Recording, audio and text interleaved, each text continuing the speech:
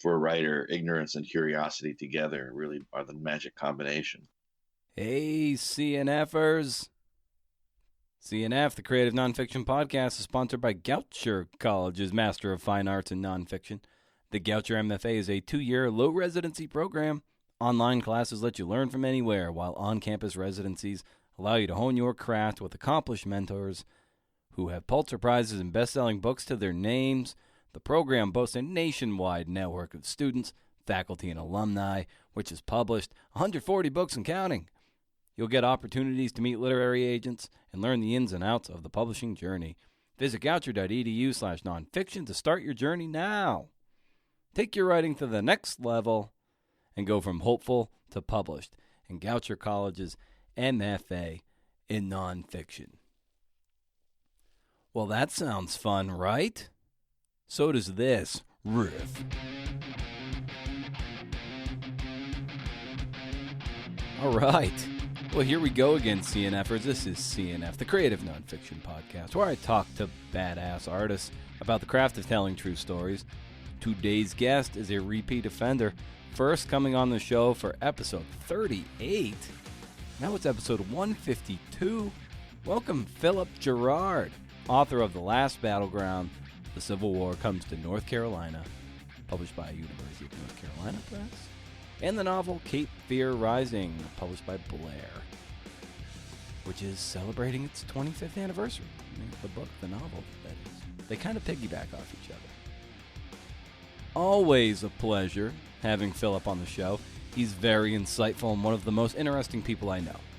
When I look at a life well lived, I think of him. He's a man of many passions, and he lives it, man. He really, really lives it. You know that several weeks ago, I finished that significant draft of the baseball book, had several beers in its honor. Delicious, delicious, sweet, sweet beer. Got my edits back from my brilliant editor, and woof. While some progress was made, while I harbored hope I was near the end, I am dreadfully in the messy middle. I'm treading water in the middle of a choppy ocean. I'm getting hit in the face with white caps. And what's that? That's a great white shark that symbolizes the terror of having to dive deeper and ask my dad painful questions that he will no doubt hate me for. Kill me now, Jaws. Kill me now. I mean, it's all good. I hate it when people complain about writing. I've been that person. I hate myself for it. There's plenty of worse things out there. Complaining is this weird kind of commiserating thing, but it really doesn't do anybody any good. And I'm not complaining. I want to be clear. I'm just a bit scared is all. It's all tough, and maybe it needs to be a novel and not a memoir, but that feels cheap to me. I don't know. Hey, do you subscribe to the show? Go find it wherever you get your podcasts, just about wherever. Join me on Twitter, at Brendan O'Meara and at CNFPod. Share the show. Tag me on social so I can jump in the fire with you. Instagram's at CNFPod, and Facebook is at CNF Podcast. Visit BrendanO'Meara.com, hey, for show notes, and to subscribe to my monthly reading recommendations newsletter. Once a month, no spam. As far as I can tell, can't beat it. Reviews. Reviews are nice, man. And they just contribute to the overall packaging of the show. I have no idea if they elevate things, make it more visible. But what I do know is if someone stumbles across it and they see a lot of nice reviews, I don't know, they might download it. They might subscribe. They might join us, man. If you have a spare moment, please consider leaving one. Like this one by Winter Monk, titled Writer and Listener. I like this podcast so much. I'm a writer, and like another reviewer, I live in an isolated place. Some ways it's great, others it's lonely. This podcast helps with the lonely part and makes the great more great. These interviews are always absorbing, wide-ranging, thought-provoking. Thank you, Brendan, for making this happen. That is freaking awesome. Thank you so much. This podcast was founded to appease my own loneliness and to grapple with my toxic resentments and jealousies. Leave a review and I just might read it on air. To give you cosmic fist bumps. Who doesn't like that? Hey, CNF is also sponsored by Baypath University's MFA in Creative Nonfiction. There's a CNF for you. Discover your story. What? Discover your story. Baypath University is the first and only university to offer a no residency, fully accredited MFA focusing exclusively on creative nonfiction. Attend full or part-time from anywhere in the world. In the Baypath MFA, you'll find small online classes and a dynamic and supportive community. You'll master the techniques of good writing from acclaimed authors and editors, learn about publishing and teaching through professional internships, and complete a master's thesis that will form the foundation of your memoir or collection of personal essays. Special elective courses include contemporary women's stories, travel and food writing, family histories, spiritual writing, and an optional week-long summer residency in Ireland, with guest writers including Andre Dubus III, Anne Hood, Mia Gallagher, and others. Start dates in late August, January, and May. Find out more at baypath.edu/MFA. So like I said before, Philip Gerard is here again. Check him out at philipgerard.com or check him out on Facebook. He's written several books, including one of my all-time faves titled The Art of Creative Research, a Field Guide for Writers. I don't keep a lot of books, but I do keep this one. His latest book collection is just a bunch of great stories of Civil War vignettes that take place in and around North Carolina. It's a fantastic book that puts you on the scene in all its terribleness, sometimes funniness, sometimes heartwarmingness, but often gruesome. So join me in welcoming back to the show, Mr. Philip Gerard.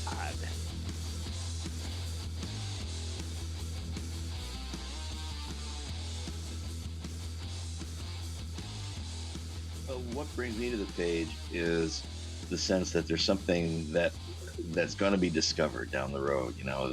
That there's this great unknown. It's kind of like beginning a road trip out toward unfamiliar country. You don't know exactly what you're going to find, but whatever it's going to be really exciting, and somehow or other you'll make it work.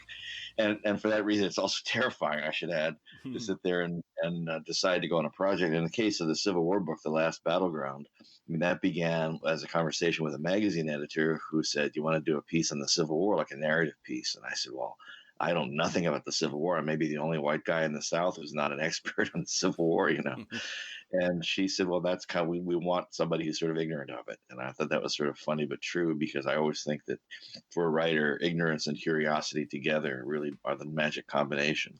And if you can go out there and figure out what you don't know and then really try to find out what you don't know and get excited by it, then something's going to come together. So I think about that, things that I really want to know about.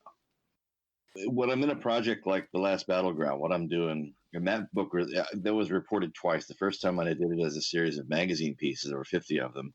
And it was sort of breakneck because I had no lead up time. I was sort of diving right in with about a month to get the first thing going. So instead of being able to spend a leisurely year or two getting set to go. So that turned out to be both a mixed blessing in a way, because it wasn't my ideal way of starting a project. But on the other hand, as I was doing things and publishing them, and they were sort of going live in the magazine and on the website as I was working on the next one, all kinds of people contacted me with primary sources that were not available anywhere. I mean, these were shoeboxes full of old letters from some great-grandfather who'd served in the Confederate Army or what have you.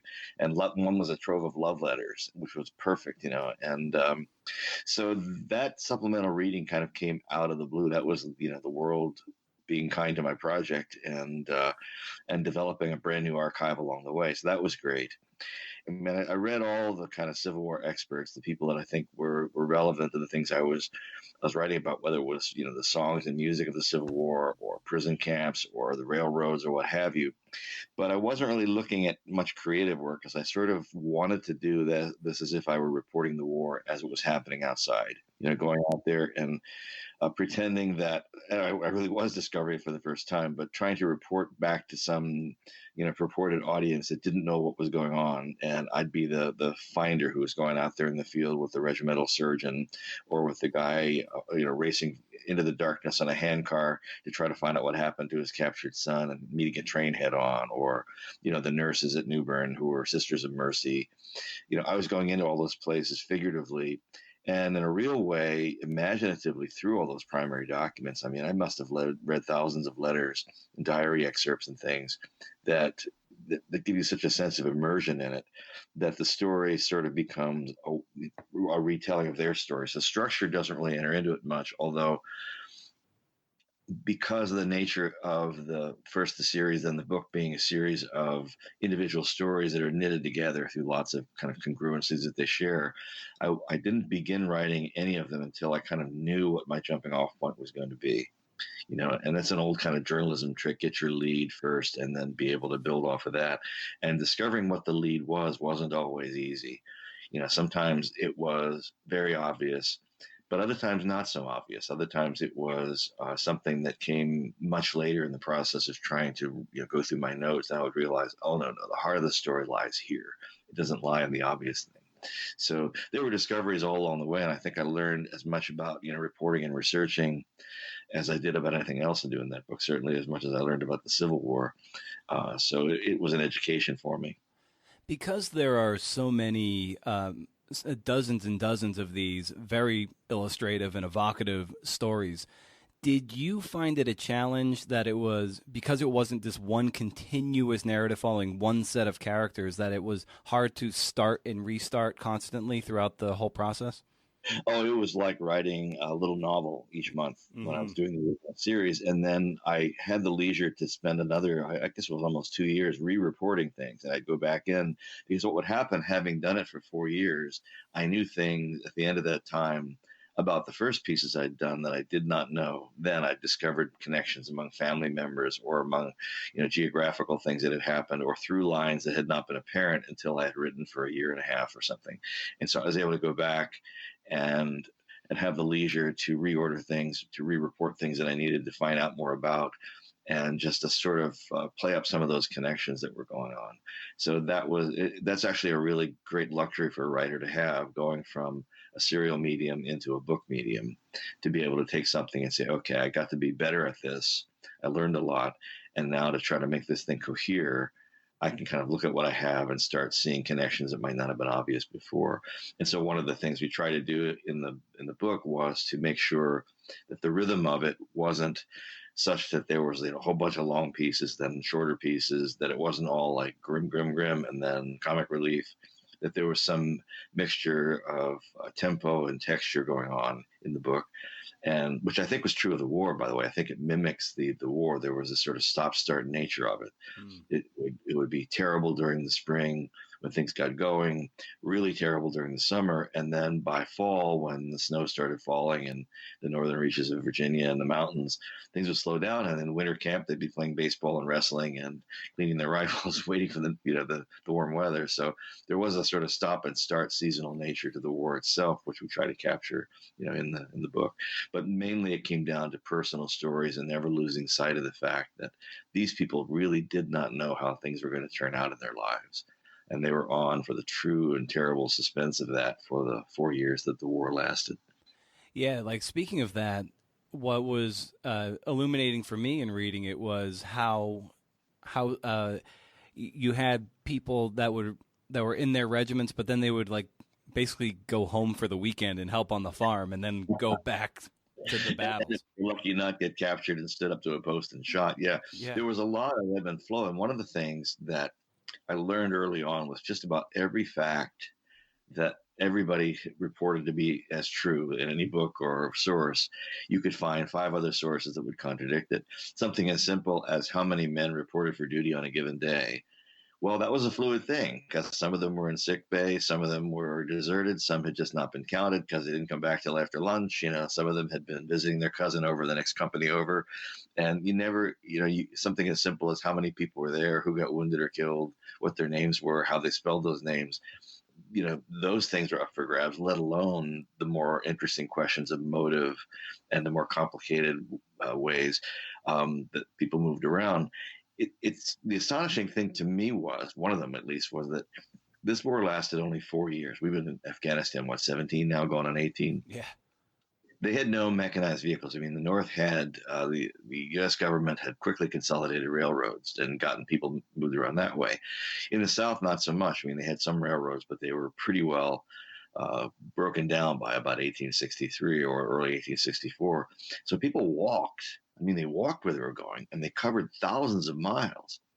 And they were often, if you were a regimental chaplain or a doctor or an officer, you might be going back and forth, like a ping pong ball all over the place from Northern Virginia back to South Carolina, North Carolina.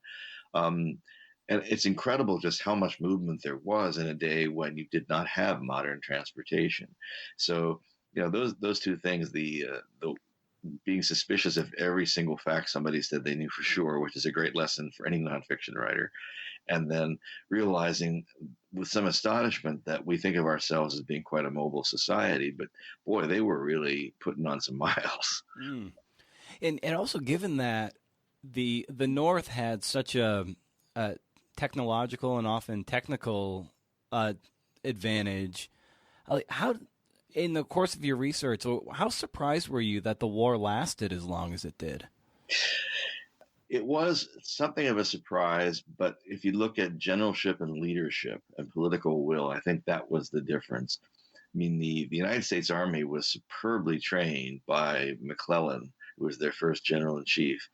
And yet he was timid and really didn't believe that they should go to war with the South at all. He was constantly hedging. He was constantly asking for more troops. And in the end, he ran against Lincoln for president. And the idea was that if he won, he would make a separate peace with the South and they would keep slavery. So his heart really wasn't in it at the beginning. And that accounts for an awful lot. And the fire-eating kind of battlefield generals that the Confederates had at the beginning of the war, people like Stonewall Jackson, even Joe Johnston, who ended up being part of the final chapter of the war. I mean, they were superb battlefield commanders.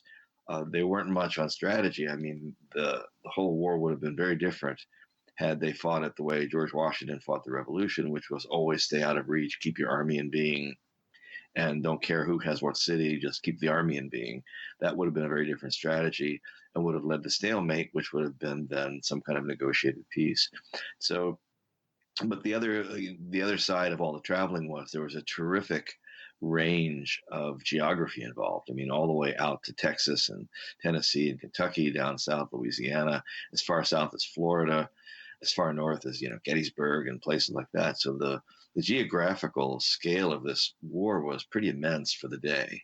And that accounts for partly why they did so much traveling, but also why it took so long to get some kind of a decision in the issue.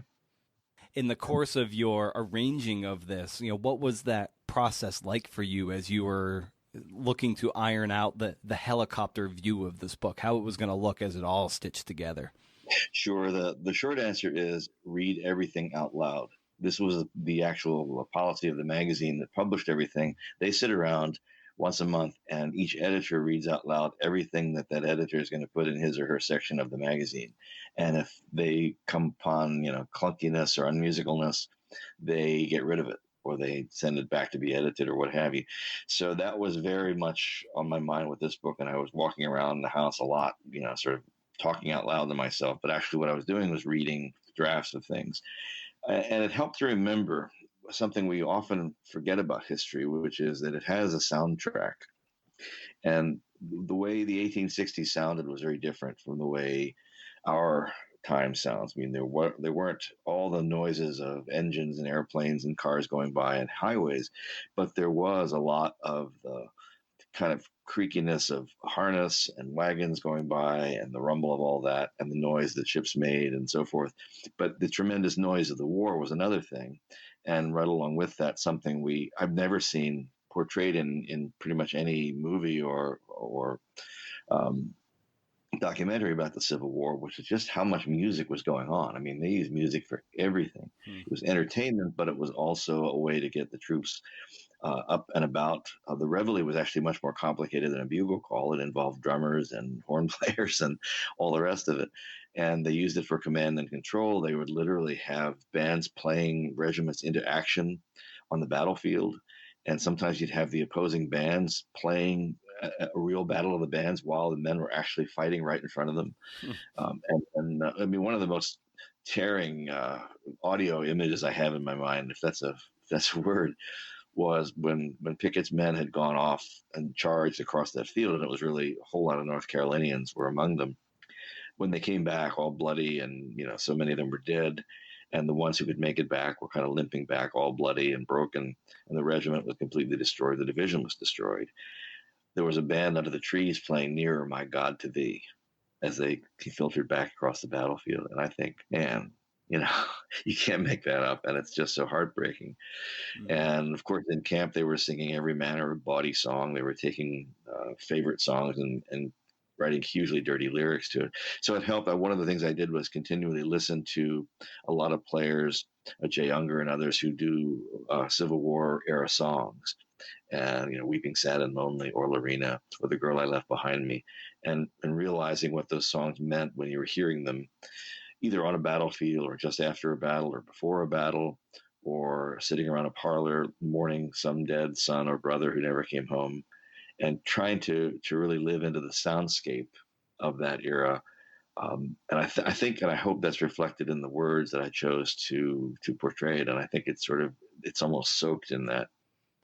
Yeah, and helping with that soaking in this material is the you employing the present tense to tell this, because it gives us this immediacy that happened 150 plus years ago. So how conscious were you in early in the process to make that decision to use that to bring us into these stories? Yeah, that was one of the first decisions. Present tense is not something that comes all that naturally to me. And I usually think of the past tense as being the default tense from writing most stories, because it feels like the present tense of the story, even though it's past. And for technical reasons, it's a lot easier to handle when you're looking at time completed before the action and so forth. But the idea was that this was really brand new, that I wasn't coming into this with the settled hindsight of historians who spent their career studying this. And a lot of this was brand new to me and puzzled me and dazzled me and shocked me and, depressed me and elated me and all those things. And the idea was to try to capture that immediacy. So that was an early conversation with the editors about just how we would do it. That was a rule. Another rule was we were going to use North Carolina as a way of seeing the entire war. That was going to be our lens. So one way or another, every story is related to North Carolina, even if it happens in Gettysburg or Florida or wherever else, because that was our way of distilling this gigantic, complicated, sprawling saga into something we get our arms around. And the other thing was that we didn't care much about generals. I mean, they're in there. You can't really get away from them, but they're in there in a minimal way. And this isn't really about setting out sand tables and showing which regiment attacked whom on what day and so forth. This is really about trying to figure out from the individual's point of view what the war meant and try to capture the personal side of it. What was so great about reading this book too was the fact that you are almost quite literally on the ground. You're not looking at these big picture thematic things. You're actually like smelling the rotting corpses on Cemetery Ridge in Gettysburg. And hearing the bone saw, you're like really put there and immersed in it. And like, how conscious of you were that to really bring us onto the ground instead, and really ground the story instead of having it this big helicopter view of it? Well, I was very conscious of that, and I always think when I'm writing a scene is what are people feeling, like not just in a sense of their emotional feelings, but what are they actually touching? What does the ground under them feel like to them? Are they wet? Are they dry? Are they comfortable? Are they too hot, too cold? And so, I hung out with reenactors, and they demonstrated how they did a bayonet charge. They showed how they loaded their weapons. I got to feel the fabric of the cloth that they wore and see the shoes they wore. I actually handled the surgical implements I had a doctor who specialized in kind of historical medicine, and he brought out his kit, and I was able to handle the bone saw. Went to a museum where they actually have an amputated bone of a leg that was taken off at the battlefield at Aversborough. So I really kind of got down and dirty, and whenever I could, I went to the place where things happened and walked the ground, whether it was Gettysburg or going over to the cemetery outside of Salisbury Prison where all those soldiers were buried in mass graves, Fort Fisher, climbing up on the parapets where the final assault was made, and really, feeling it in your legs, breathing the air, feeling the temperature of the air, being there in the rain or the sun or what have you, letting the story really inhabit you in a way that you just don't get sitting in an office looking at papers. you really get a sense of that, and I wonder for you, like when you were, say, had the bone saw in your hand, like what was that experience like for you to have such a visceral connection to this implement that is just such a sort of gruesome part of the 4-year conflict? It is. It's a special feeling. It's a privileged feeling. It's a little bit of a chill. You handle a bone saw, and it's because of its age. It's been one that has probably taken off hundreds of limbs in its day. The same as when you handle any kind of an old artifact, and you realize that this was a real part of a saga. Something happened with this, and I don't.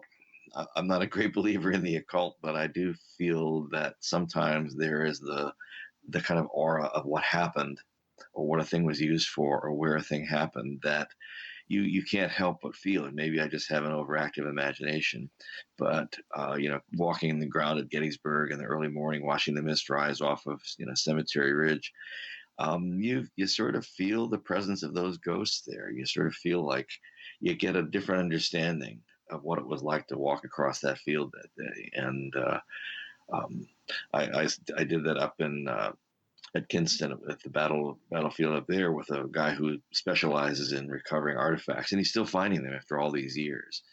And he was showing me how he could tell where a line of men stood, and it was that they had dropped bullets. These were unfired bullets because they were standing there in the sleet, scared to death. They were firing up at an intense cannonade that was sending, canister shot, which is like gigantic shotgun shells at them. And as these slippery, pellets came out of their hands, they would drop them, and you couldn't use them without getting down on all fours and hunting around for them in the mud, then cleaning them off. And by that time, you're dead. So you can tell where each regiment stood by the line of dropped mini balls. And it's something that had never occurred to me before. And it in that sense, it captures just the fear and the weather and the absolute rigidity of the line. These guys stood there all the while, getting raked. And so that brings things home to you in a different way than reading about or looking at those charts, which show battles as some kind of a chess game, where the blue is here and the gray is there, and they're always in neat regiments and so forth. It wasn't that way. It was pretty much chaotic from the moment the first bullet was fired, and people were mostly scared to death, and they mostly did it anyway. And you write early in the book that to understand the long march of events in North Carolina from secession to surrender is to understand the Civil War. And so in what way did North Carolina fully represent the totality of the war? In North Carolina, it turned out to be the perfect state if you were going to pick one. For one thing, it was a home front for a long time, but also a battleground. Part of it was occupied almost the entire war of the coast. It was never invaded from the north. It was invaded from the west, the east, and the south. It had, at the beginning of the war, the white population, which was about 600 and so of the 900,000 who lived here, were evenly divided, 50-50. In fact, they voted against having a secession convention the first time around. And the other third, of course, was enslaved African Americans and so-called free people of color, 30,000 or so of them. And so fully 2/3 of the population was not for this war, not for secession, not for the Confederacy. So it begins as divided as the nation was. It is the place where the great surrender of the war happened. 90,000 men surrendered from Florida, South Carolina, Georgia, and North Carolina at the end of the war. So it becomes the place where the real final political end of the war happens, not Appomattox, which was weeks into the past by that point. It, of course, propelled Andrew Johnson to the presidency, who was a Raleigh native, so he was another North Carolinian. And you start looking at the tendrils of this, and you realize it represents the division, it represents the sacrifice and the loss. It fielded regiments for both armies. It fielded black regiments. Freed slaves were in the U.S. colored troops, as they were called in those days. And then they came back and liberated their former homeland. They were raiding the plantations along the Neuse River. They came down and participated in the final assault on Fort Fisher. One of them captured his old master on the battlefield and led him away gleefully to the holding pen. So it pretty much anything you want from that war, from the infrastructure of it, the railroads of it, the medical part of it, the logistics of it, And even Sherman, his great march happened in the Carolinas. Not he always said that everybody was infatuated with the March to the Sea, but it was child's play compared with the other being the 450-mile march from Savannah to Goldsboro and then to the surrender. So, it became, especially in the months that closed the war, the place where everything that mattered was happening. The Confederate government in exile was here. Sherman was here. The last great fort guarding the last seaport was here and falling. And the whole impetus for the African American troops, the USCT colored troops, was here. So it becomes this place where the whole thing collapses on one state, and it happened to be North Carolina because of geography. Were you surprised that there wasn't more unrest among the soldiers, given that they were fighting a war for the exempt slave owners, essentially, who were exempt from having to be in the army, and that basically they were fighting for someone else's capacity to own hundreds of slaves and on their plantations? Were you surprised about that? Yeah, very early on, Governor Zebulon Vance was this towering, mythical governor who had been the colonel of the 26th North Carolina, the most storied regiment in the Army, wiped out at Gettysburg. He is made governor by acclamation, practically, doesn't even campaign. And the first words out of his mouth, practically, after the Confederate government exempts slave owners, is he says, "This war is a rich man's war and a poor man's fight." And there began a real frosty rivalry between North Carolina and the government in Richmond. And in many respects, the North Carolina troops were always just as much at war with the Confederacy as they were with the U.S. Army. And that continued throughout the war. And yes, the desertion rate rose, especially as in the first flush of war, everybody's like, yeah, we're going to go off. It'll be over in 6 weeks, as they always say, home by Christmas, the typical cliche. And when that became clear that wasn't going to happen, you start getting letters from farm wives, and they're not only writing to their husbands, they're writing to the governor, which is why we have their letters, because they've been preserved in the archives. And they're saying, "Send my husband home. The crops are rotting. My children are sick. We need him." The Home Guard, which, by the way, nobody ever had a good word to say about in any of the contemporaneous sources. They're bothering me. They're trying to take away my land and so forth. And so as the war went on, more and more of the North Carolina troops were deserting from the Army of Northern Virginia to such an extent that Lee was completely up in arms about it, and his generals were constantly sending him memos saying, "What are we going to do about these guys?" And by late 1863, a lot of the western counties in North Carolina had so many deserters that even the provost marshal wouldn't go in there, because these were armed groups of deserters who were not going to be taken back to the army, and they basically stayed out there for the duration of the war. So yeah, there was a lot of that going on. There were a lot of guys who were conscripted, did their duty, and at the same time moved heaven and earth to keep their younger brothers or sons out of the war.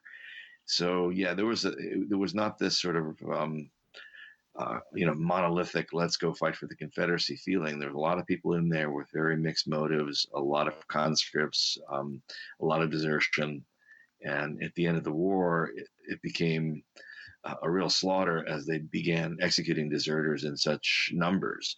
They would either find them, or as men would come back from their visit home, they would execute them anyway as a warning to others.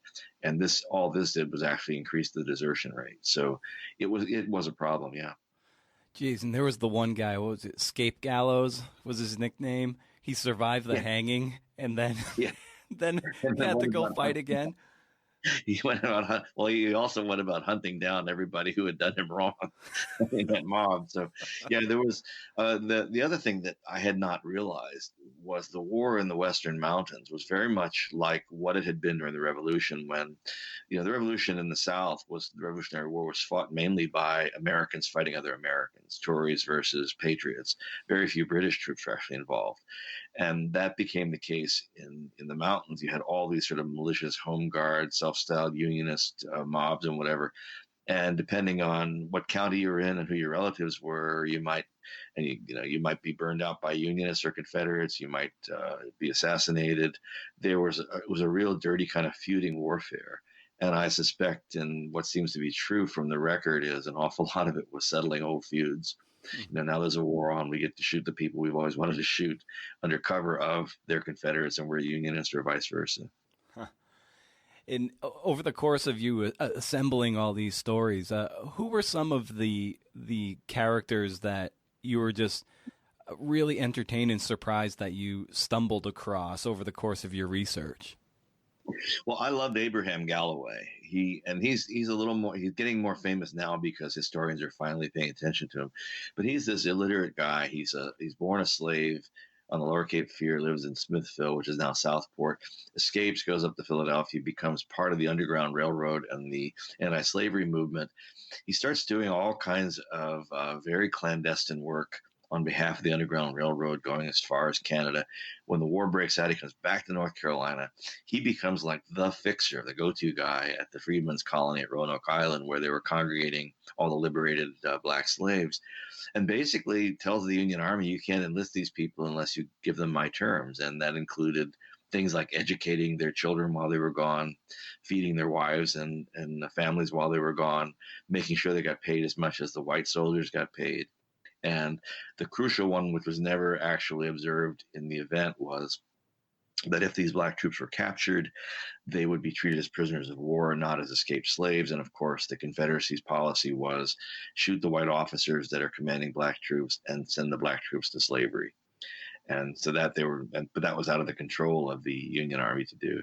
So that was someone. Rose Greenhow, who was a spy for the Confederacy, was the society matron living, a few blocks from the White House in Washington. And it has this incredible saga where she's captured by Alan Pinkerton, the famous detective, who's literally standing. He's got two of his guys boosting him up to her window on a rainy night, watching her have a tryst with a Union officer, and him giving her plans, which turn out to be the plans for the what becomes known as the Battle of First Manassas, Bull Run. And she is credited with helping that bring off that first great Confederate victory. She's captured by Pinkerton. They put her in jail. They can't figure out quite what to do with her. They finally have to let her out. And even while she's in jail, first under house arrest and later in the Capitol prison, which was apparently a real hellhole, she's still busy sending out coded notes to her compatriots and giving away information. So finally, they let her go. They send her back south. And so she's no longer able to be a spy successfully because they know who she is. She goes to Europe, writes a book there about her captivity, sells it, and brings back the gold that she made from her royalties on a fast blockade runner. And then at the mouth of the Cape Fear River on a dark and rainy night, they run aground. And she insists on being set ashore, even though the weather's worsening, because she does not want to go back to prison. They think the U.S. naval blockade is coming down on them. And so she goes into a boat, but she's got this bag of gold chained to her, and she's wearing a heavy dress, and the boat capsizes, and they rescue everybody in the boat but her as she washes ashore at Fort Fisher. And one of the women commented at her funeral what a sad thing it was. Nobody grieved for her because she died in a place where no one knew her name. I liked Julius Lineback, the musician. There's this great Moravian brass band out in the Salem area. And he comes to realize he's working as a bookkeeper at one of the mills out there, and he decides that everybody's getting conscripted. And he says in his diary, I didn't want to shoot anybody or get shot at, and so I contrived this plan to enlist as a musician. So they get the whole band to enlist. His brother becomes their arranger, and they become the most famous band in the whole Confederate Army.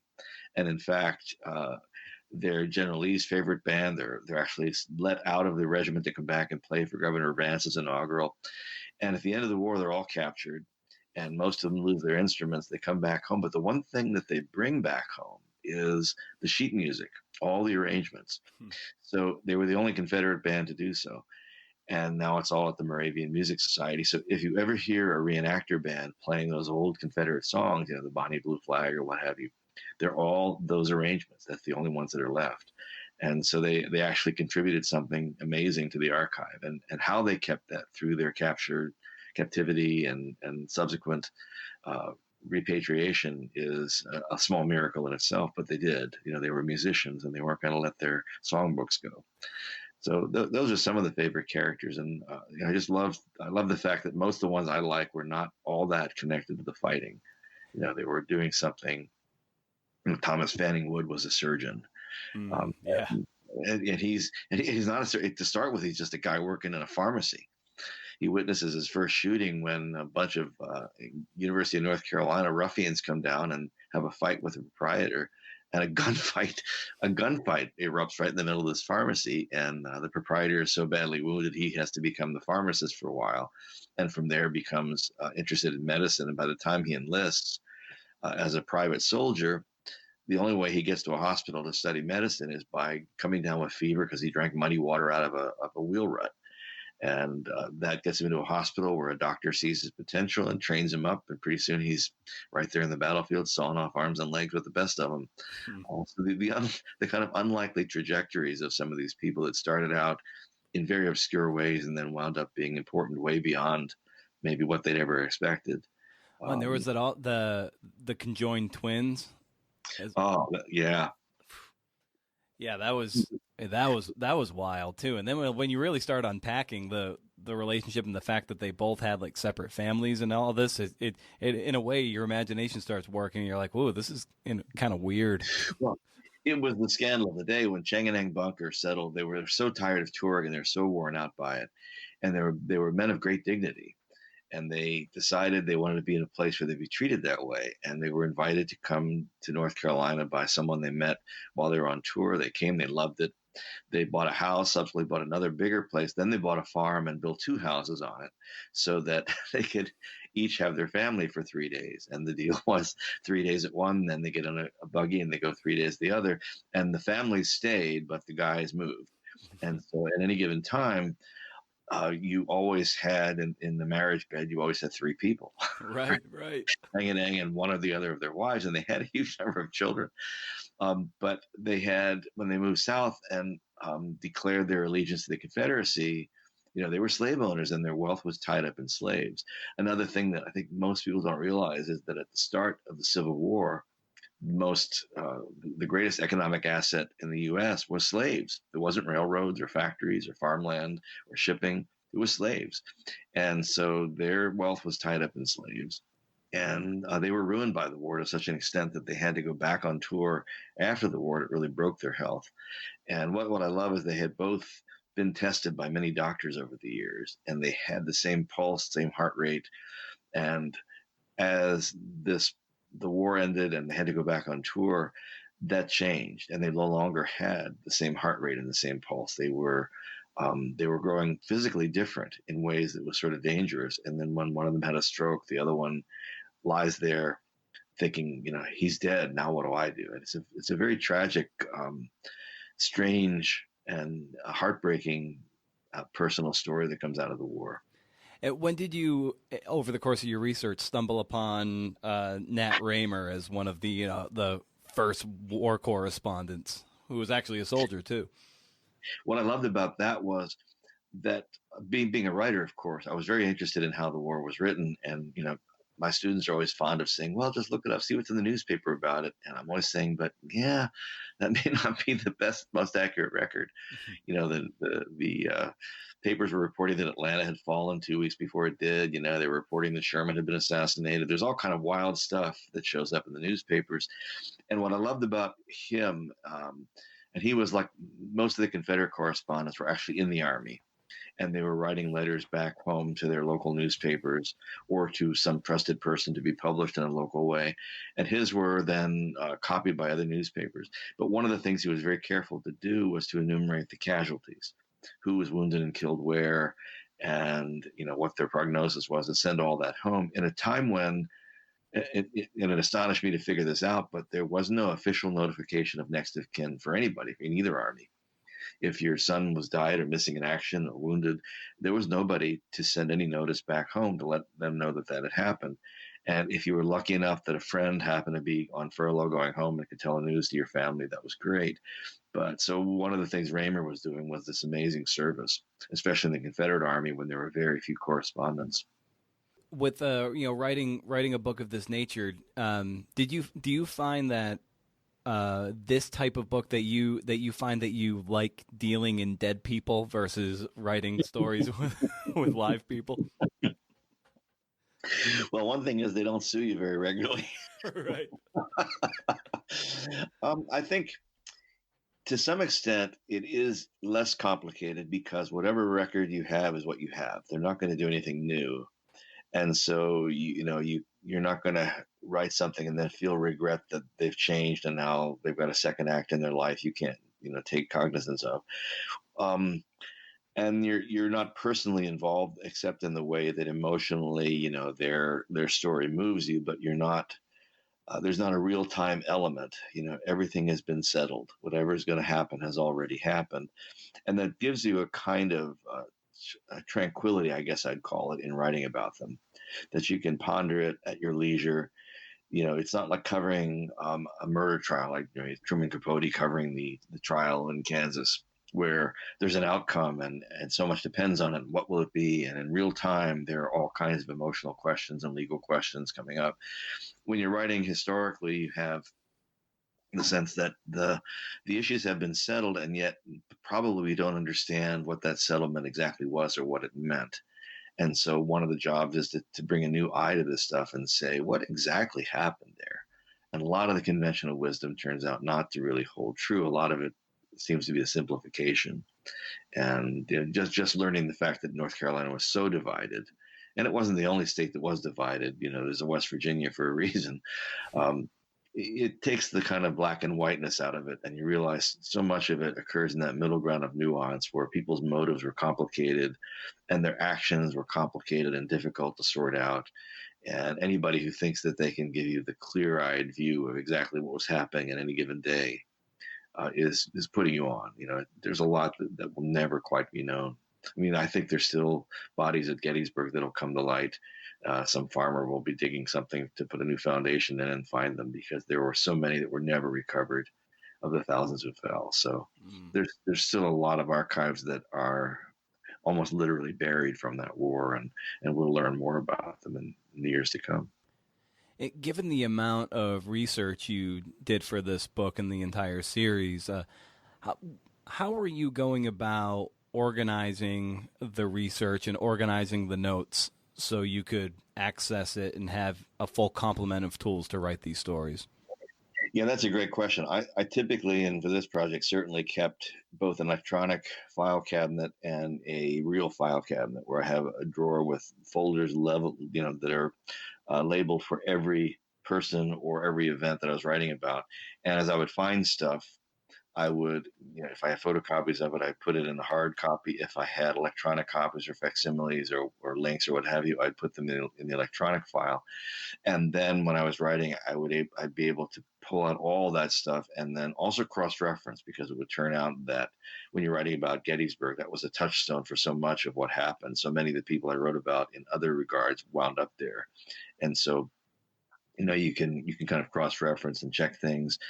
But yeah, keeping it straight. I always tell my students here, if you can't find it, you don't have it.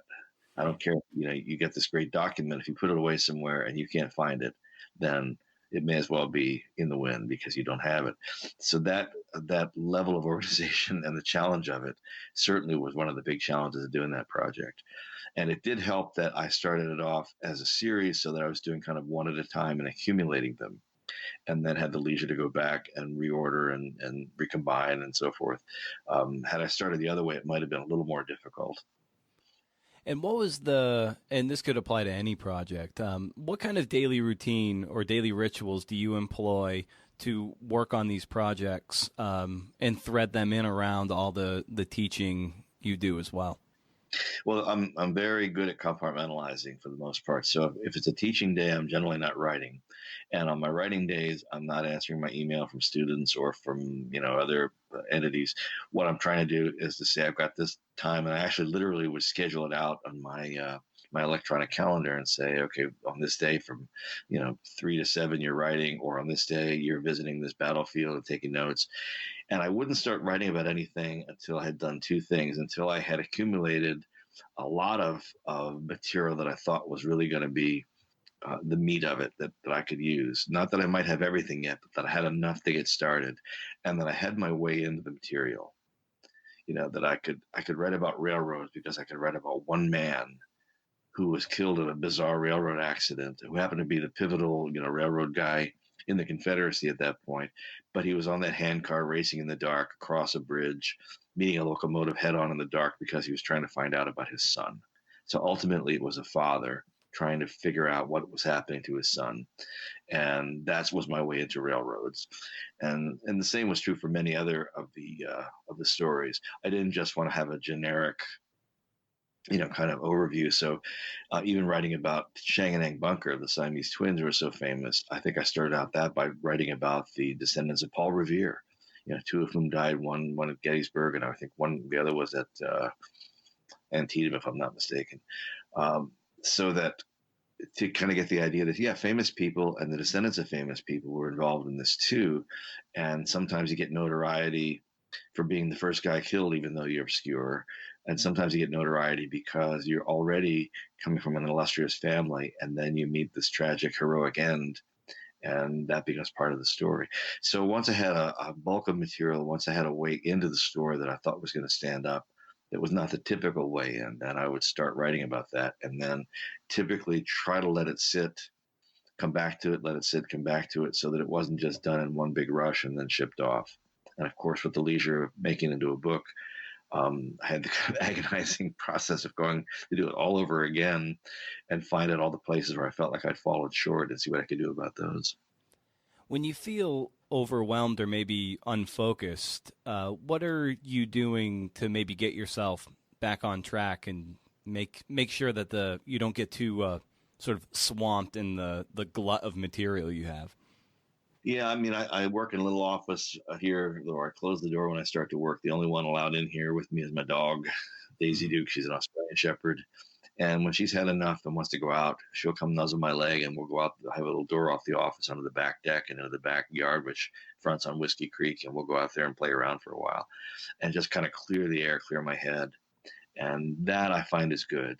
And then, I guess staying focused is sometimes putting it away and saying, this is just, I'm overwhelmed today. And one of the things, by the way, that ambushed me a bit on this project was, especially as time went on, and especially going back over it and turning into a book with the whole thing before me, was that I came away feeling a real kind of emotional attachment and almost a kind of a grief about this.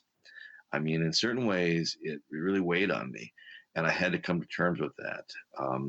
And that was something I had not expected. You expect that when you're writing about, say, a school shooting or something, current, but writing about something that happened 150 years ago, you don't expect to really feel kind of an emotionally heavy heart over the whole thing. And yet I would read these stories, and sometimes it would break my heart, and I would just find myself like, okay, I need a break from this. I need to go do something fun and go into the music room and play the guitar for a while, or, call up a friend or go for a walk in the park with the dog or something. Yeah, you wrote in the afterword about that kind of grief, that the war should have settled the matter of equality once and for all, but it didn't. So that probably is played a significant part. One of the things that becomes clear when you look at a large phenomenon like the Civil War, from a point of view of a writer, you're trying to be analytical and intellectual about how you're understanding it. You're also getting caught up in the emotion of it. And one of the things that keeps on happening is you keep seeing decision points when this person could have decided to do A or B or C, and they did D, and that made the difference. And you see little decision points where someone decides to enlist or not, and that changes their fate, but maybe it doesn't change the world's fate so much. But after the war, in the surrender, you see this amazing thing happening with, Joe Johnston, this, crusty Confederate general, often called the best battlefield commander of his age, and General William Tecumseh Sherman, who's nobody's idea of a sentimental fool. He said of the burning of Columbia, I didn't order it, but, I have no regrets about it because it shortened the war, basically. But they become friends, and they actually craft, and it's Sherman's idea, with Ulysses S. Grant's backing, to to be humane and to treat his foe with the kind of humanity that will allow them to go back to their lives and not to be full of recriminations and to try to keep the world from getting any worse than it already is. And they actually become fast friends, although they never met until the surrender. So you see that, and then you see what happens with Reconstruction when you have this wonderful plan to actually give some of that plantation land to the black slaves who worked it for so many generations. And that's all scuttled by Andrew Johnson and his administration. And so they missed this opportunity to change the entire future of race relations in America. The stuff we're dealing with now would not be the same thing if you had, tens of thousands, hundreds of thousands of black families with legacy wealth because they owned land in the South after the Civil War. But instead they're let out of bondage, but they're completely penniless, completely broke, with no infrastructure, not even any family bonds, because often the families have been broken up in the course of commerce of selling slaves. So you see missed opportunities. You see people doing this thing instead of that thing. And that's sometimes the most heartbreaking, that there was an opportunity to do something and they missed it. They used to say of Yasser Arafat, he never missed an opportunity to miss an opportunity. And you see that again and again with especially the Confederate government. But you see it a lot of it everywhere. And then every so often you just see people step up. I love the Sisters of Mercy. They're arriving at Beaufort at this old beat up hotel that's been looted. And there's this, crusty old, Union sergeant who's in charge of the hospital, and he's worthless. And they just go in, and they reminded me of the nuns they went to school with. They just took charge. They booted him out. They demanded from the general that they be in charge. He said, fine. They demanded that if they didn't get their supplies, they were going to walk. They got all their supplies. And they turned this hellhole into a place of healing and hope, and without being sentimental. The men were, long after the war, writing about what these wonderful women had done for them, how they not only saved their lives, but had given them back, their manhood, their humanity. And it was soldiers of both armies. They even got thanked by Robert E. Lee at the end of the war for their service. So, there were people who stepped up and did things which just warmed the heart, and you think that's real bravery. And then there were those missed opportunities. So it's those decision points, and when you step back from a phenomenon, as opposed to when you're right in the middle of it, you can see those decision points a little more clearly, and you can see how things might have been different had this happened instead of that, had this choice been made and not the other thing. And of course, The Last Battleground is a prequel of some sort to the novel you wrote, Cape Fear Rising. And I'm interested. You are someone who writes novels and narrative nonfiction, also craft books. But I wonder, what is the mental discussions you're having with yourself and maybe outwardly with colleagues about, all right, this story, it might be better told as a narrative nonfiction piece, but this one, and specifically Cape Fear Rising, this one needed to be a historical novel. Yeah, Cape Fear Rising was interesting. I was doing mostly fiction in those days, so my first kind of instinct was to do it by fiction. And I had several ways I was going to do it. One was to write the trial of Alfred Moore Waddell. Alfred Moore Waddell was the white supremacy leader who led the 1,000-man or so mob that burned the Daily Record, the African-American newspaper, and led what essentially turned into a killing spree that killed an untold number of black citizens and overthrew the government. He became mayor. I couldn't make that work. I couldn't make that structure work. And then I thought, well, I want to write it as a nonfiction book, and it'll be like me coming to Wilmington, finding all this stuff out. And that just started to seem too much like about me. So I thought, what I'm going to do is I'm going to have someone who represents the kind of person I might have been back then. Although I made this person deliberately, I made him a drunk. I made him someone who was a failure. I didn't want him to come in with the moral high ground. I want him to be in a place where he had his last chance, and that would consist of going along with the program or speaking out and taking a moral stand against it. And so from the very beginning, I set a couple of rules for myself, one of which was any public event, if there was a speech, if there was a massacre, if there was, a demonstration of a Gatling gun on the river, which happened to scare the bejesus out of black citizens, then I would write that as historically accurate as I could, as if I were writing it as nonfiction. And I would use the viewpoint characters. There were 70 or so, as I'm recalling, were involved in it, and I couldn't use all those people in a novel. So I tried to pick the ones who seemed at the center of things. on both sides. And then I wanted characters who would represent those people who left behind no voice, the housekeeper, the working person, the itinerant black preacher who was preaching a more firebrand version of liberation than perhaps was polite in those days, but who left no name in the record, and tried to give characters a voice that would, or make characters that would give them a voice. But I was very true to the history of it. And in the 25 years it's been in print, I've never had any historian question any of the outline of events as I've presented them. The biggest outcry was that I used the names of real people as historical characters, much in the same way as I would argue Jeff Shara or Michael Shara used Robert E. Lee's name in his book about the Battle of Gettysburg, the novel, The Killer Angels. I mean, there's a great tradition in historical novel writing for doing that. But that was my ethic, to try to present it as accurately as I could, and to really bring readers into the idea that it's not just a presentation of these actions, but a real moral question at the center of it that has to do with storytelling and writing and how you tell the truth. And oddly enough, in this day and age, what the role of a journalist is, because he's a newspaper reporter. Sam Jenks, my character, and I thought after it came out in 1994, and I thought, well, okay, even though it was not much admitted around here, it's out now, and the story's out, and certain things happen because of it. I never dreamed that 25 years later I would see, white supremacist Nazis with torches and guns marching in the streets of Charlottesville, or a Klan rally in North Carolina celebrating the election of a certain president, or the kind of hate that's been directed toward people of color of all kinds, the vilification of reporters. I mean, so the book turns out to be extremely relevant. It's almost as if it could be happening yesterday.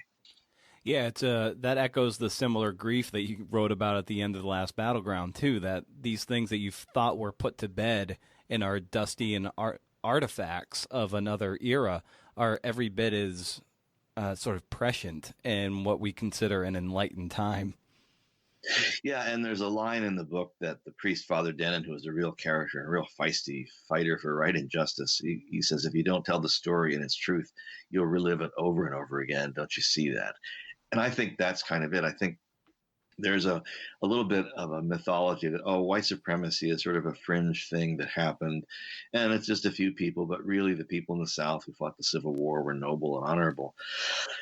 And really, if you unpack it, you realize that no, white supremacy is foundational to the entire economy of the South. It's the whole plantation economy. And even if you didn't own slaves, you basically were subscribing to that ethic. Even the religions were subscribing to it. I mean, every major Christian religion, except for the Catholics, pretty much split over the issue of slavery before the war. So since you've never really addressed that, we've never really gotten to the bottom of it as a foundational thing. It simply goes underground, but it remains a very virulent kind of infection that is still very much present in our society. And now, because it's been given permission again, it's almost like measles coming up because people are afraid to get vaccinations because of some oakum they read on the internet. The whole doctrine of white supremacy is now out in the open because it's been given political cover by the Republican Party. And I think that's dangerous. And I think it goes to show that we're still fighting the Civil War in some important sense. And 1898 was maybe the last big battle of the Civil War. There are still some other ones that are being fought. And what has to be said too is that when you wrote this book, it threatened your tenure at the University of Wilmington too. Yeah, I was naive. I was an untenured assistant professor, and I found out the story, and I couldn't believe nobody had ever told it, especially as a novel, since the turn of the century when Charles Chestnut had written a book called The Marrow of Tradition, which is a good novel, but somewhat different and actually not as accurate, I think, as mine turned out to be in terms of the events that happened. But I did not really, I thought, okay, this happened at that point almost 100 years ago. It was like 96 years old, the story. And I didn't really anticipate the kind of backlash and reaction I would get. And, it turns out that the Board of Trustees at our university, there were a number of the descendants of those families on it, and they were going to deny my tenure. And Owen Keenan, who's also a descendant of one of the people involved in it, he was the one who stood up for me. And as after the chancellor had been sort of argued down He was the one that said, "No, you can't do this. You've got to grant tenure on the merits." And I didn't know this I've been here 30 years. I found this out like last year. Oh, wow. So it's sort of like, growing up and then finding out, oh, by the way, you were adopted. Those aren't your real parents. I mean, it's a kind of a soul shaking thing to realize that, because tenure's up or out. They either promote you or they fire you. And so to realize that was the abyss I was dancing on, and that was how the leadership of the university kind of reviled me at that point. It sure gives you pause, and then you find yourself kind of rewinding everything, saying, well, okay, this other decision, when I didn't get that, or when I asked for this and I was up for that job and didn't get it, what was at play? Was it simply coincidence? Was it irrelevant, or was there any connection? So How do you think, had you known that your career down there might have been threatened, do you think that would have changed your approach to writing the book or writing it at all? I like to think not. I mean, I think, knowing enough about myself, I think it might have made me dig in harder, but it also might have made me do some things preemptively to make it clear that I understood this, and kind of put people on notice that I was going to be paying attention to this. I was a sort of babe in the woods, I was young and untenured and new to this, and happy to have this job, everything. But I'd like to think that I just would have been stubborn enough to do it. I think in some ways it helped being a newcomer, getting a story without all the gloss of the gauzy family memories or the folklore and mythology that has grown up around it in various communities. And maybe it was also liberating not to be aware of the ways in which this might play out, because I didn't have to keep on second guessing myself as I wrote. I just wrote the best book I could with the best information I could find over a year of research, and trusted that would be enough. And I want to read this great quote that you gave in a recent interview you did. You said, "So my advice is to be curious about things that matter. Research relentlessly to dispel your own ignorance. Find out the truth as best you can. Then write to discover what you have learned. Write what is in your heart. If you can, find someone who believes in you to stand by you, a loved one, a friend, an editor. Remember, if you're not possessed by the story, if you're not losing sleep over it, if you can't feel the heat of the fire in your pen, you're not doing it right." That is just such a powerful paragraph. Like, where does that? Can you just elaborate on that and speak to where that comes from for you? Sure. I mean, I find myself writing, not just this book, but any project based on things that I lie awake thinking about at night. And then when you're writing about real people in nonfiction, or writing a historical novel in which you have real people, you do second guess yourself. You're thinking, have I been fair? Have I really presented this in a way that honors the objective reality that I know from the documents I've seen, or the whatever other evidence I've seen? And of course, it's most urgent when you're writing about living people, because what you write may have an effect on their lives. And so you're always sort of tossing and turning a little bit about that. But in the end, you figure out, you kind of wrestle with your conscience. You go back, you look at the thing you edited, and what have you. The matter of the fire in your pen, I really feel, when I started in Cape Fear Rising, I was so possessed by that story. I was dreaming at night, and I wrote about this in another essay. But it was about, I'd have the same dream, and the dream would be, I'd be walking the streets of Wilmington, but it would be an older Wilmington lit by gas lamps. Nobody be in the street but me. I'd come to this corner store, with a kind of corner entrance to it, and there'd be a little light showing out of the door, and I'd kind of push the door open, walk in, and there'd be a back room that was half opened, and light coming from there, this little kind of sliver of light from the half open door. And I would go in there and realize that all these guys in black suits were sitting around a table talking, and what they were doing was plotting. And I realized that they were doing that, and also they could not see me. And so I became a kind of eavesdropper. I would just stand there and listen to them. And so I was imagining this thing so deeply, it was actually in my dreams at night, over and over again. And I began to really feel like I understood it. And of course, I would walk the city. I would go down to the place where things happen and walk, time myself, how long did it take to get from this place to that place where things happened? I'd go out there in different weathers and really let the thing inhabit me. And, at a certain point, you realize, this thing has got me and I've got it, and we're going to finish it. because I can't let it go, and it hasn't let me go yet, But you really do feel that. I felt that as I got into the Civil War series, almost at the very beginning. I was writing about it was called the power or the that was parading off to war, and they were talking about the flags and the regiments and about the sheer naivete. And the regiment I wrote about was actually a company of 180 young boys from Guilford, North Carolina. And they came back, and there were something, I think at the end of the war, there were 13 of them that had not been killed or seriously wounded out of the 180. And yet they're marching off with these glorious flags. And I got it from that very first, thing. I got it. This is what was happening. Lives were going to go out there and forever be altered. And from that on, it became a kind of historical detective story, going out there, report this thing, and just see where it would lead you, and to start looking into the great mystery of why these people did what they did. Well, they're amazing books. Philip, thank you so much for your time. And where can people maybe find you online and get more familiar with your work if they're not already familiar with it? They can go to philipgerard.com. They can go to my Facebook page. They can go to Blair, which published Cape Fear Rising, just BLAIR. They have their own website and Facebook page. And they can go to UNC, University of North Carolina Press. And there's actually a neat little trailer that's up now on the Blair website for Cape Fear Rising that features some historical photos and a song that I wrote and perform in the video that has to do with the events of 1898. Awesome. I'll be sure to include all that in the show notes, and also link up to it so people can dig in more. But this is great. Thanks for coming back on the show, Philip. I had a ton of fun getting to hear your approach to all this stuff, and I deeply appreciate the time. Hey, my pleasure, and thanks so much for your patience while I got my technical issues worked out. Hey, it was well worth the wait. I really appreciate it.